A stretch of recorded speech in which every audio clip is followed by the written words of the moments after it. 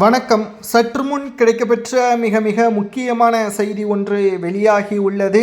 திராவிட முன்னேற்ற கழகத்தின் மிக மிக முக்கியமான அமைச்சரின் குடும்பத்தை தட்டி தூக்கிய அமலாக்கத்துறை அதிகாரிகள். இது சமூக வலைதளங்களில் வெளியாகி பரபரப்பை ஏற்படுத்தியுள்ளது. உண்மையான தகவலா? அமலாக்கத்துறை அதிகாரிகள் திமுகவின் மிக முக்கியமான அமைச்சரை சுற்றி வளைக்கப் போவது உண்மைதான். அது யார், எந்த அமைச்சர் என்பதை தான் இந்த வீடியோவில் நாம் முழுமையாக பார்க்க போகிறோம். அமைச்சர் செந்தில் பாலாஜி தான் திமுகவின் ஒட்டுமொத்த ஊழல்வாதியாக ஸ்டாலினுக்கு அடுத்தபடியாக இருக்கிறார் என்று நீங்கள் நினைத்து கொண்டிருக்கிறீர்கள். ஆனால் தற்பொழுது ஸ்டாலின் அவர்களை விட துரைமுருகன், KN நேரு, பொன்முடி இவர்களும் இருக்கிறார்கள். கலைஞர் காலத்தில் இருந்தே மிகப்பெரிய ஊழல் நீதிமன்றம் வரை செல்லும். ஆனால் சாட்சிகள், ஆதாரங்கள் இல்லாத காரணத்தினால் அந்த வழக்கு மேல்முறையீடு செய்து கொண்டேதான் இருக்கும். 2006ஆம் ஆண்டு முதல் தற்பொழுது வரை துரைமுருகன் மீது மணல் கொள்ளை வழக்கு விசாரணை தற்பொழுது வரை நடைபெற்று கொண்டிருக்கிறது.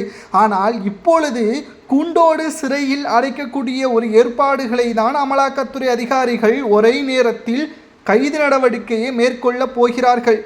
தமிழகத்தில் டாஸ்மாக் முறைகேடு வழக்கில் செந்தில் பாலாஜி அவர்களிடம் விசாரணையை நடத்தி ஒட்டுமொத்த அனைத்து ஆதாரங்களையும் கைப்பற்றினார்கள் அல்லவா?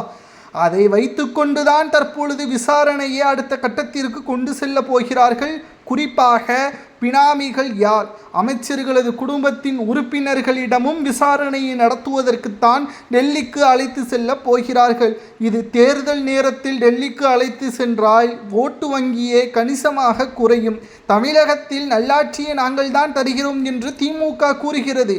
நிச்சயம் நல்லாட்சி தருகிறதா என்று கேட்டால் அது துளியளவு கூட உறுதியாக நம்மால் சொல்ல முடியாது. ஆனால் கோபாலபுர குடும்பம், செந்தில் பாலாஜியின் குடும்பம், துரைமுருகனின் குடும்பம் செல்வ செழிப்பு மிக்க குடும்பமாக இருப்பதை நம்மால் கண் முன்னாடே பார்க்க முடிகிறது. செந்தில் பாலாஜி அவர்களிடம் பல கோடிகள் சொத்து, பங்களாக்கள் முடக்கப்பட்டு இருப்பதற்கான ஆதாரங்களும் இருக்கிறது. ஏன், நான் நியாயமாகத்தான் சம்பாதித்தேன் என்றால் கரூரில் கட்டப்பட்ட அந்த பங்களாவை தற்பொழுது திறக்காதது ஏன் என்ற கேள்விகளும் முன்வைக்கப்படுகிறதல்லவா? விசாரணையை நடத்தக்கூடிய அமைச்சர்கள் KN நேரு, பொன்முடி, தற்பொழுது செந்தில் பாலாஜி, துரைமுருகன் இவர்களது வீடுகளில் அடுத்து சோதனைகள் நடத்த உள்ளதாக தகவல்கள் தற்பொழுது கிடைக்கப்பெற்றுள்ளது. பொறுமையாக இருந்து பார்க்கலாம். அமைச்சர்களது குடும்பத்தை தூக்கி விசாரணை நடத்தி உண்மையை கண்டறிந்தால், ஆதாரத்துடன் சிக்கினால் என்ன தண்டனை வழங்கலாம் என்பதை மறக்காம கமெண்ட் வாயிலாக கூறுங்கள். இது போன்ற அரசியல் செய்திகளை தெரிந்து கொள்ள நமது சேனலுக்கு மறக்காம சப்ஸ்கிரைப் பண்ணிருங்க.